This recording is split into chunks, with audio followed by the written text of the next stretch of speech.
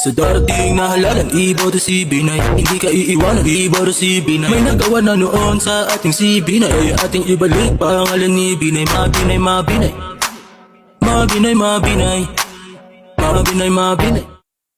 Dito na si Bong Revilla! Bong Revilla po, number 16 sa balota.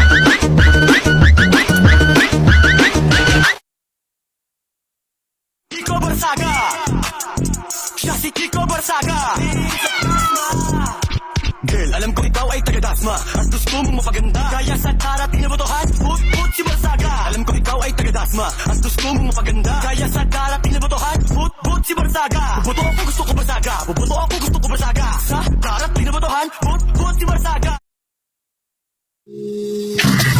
Nandyan ka na pala, o aming kagawad. Willie Cruz, kanyang pangalan. Alam nyo, di sayang ang boto nyo, at kayang-kaya tayong ipaglaban. Nandyan ka na pala, o aming kagawad. Willie Cruz, kanyang pangalan. Alam nyo, di sayang ang boto nyo, handang maglingkod at yung maaasahan. May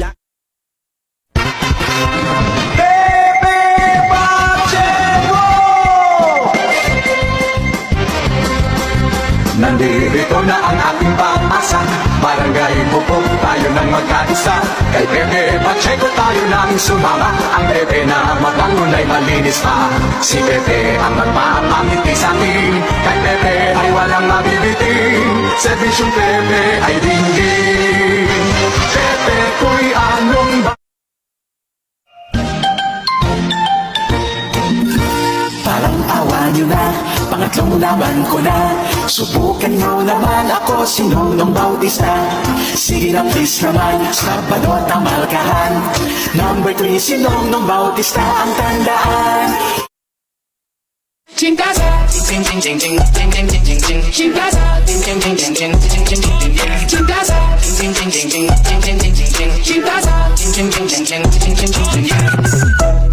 Renato de la Cruz, recto. Kagawad Ali, tatlong letter sa balota. Matapang mag-CD, magaganda plataforma. Solusyonan mga problema. Mahirap o mayaman, walang paki sa pera.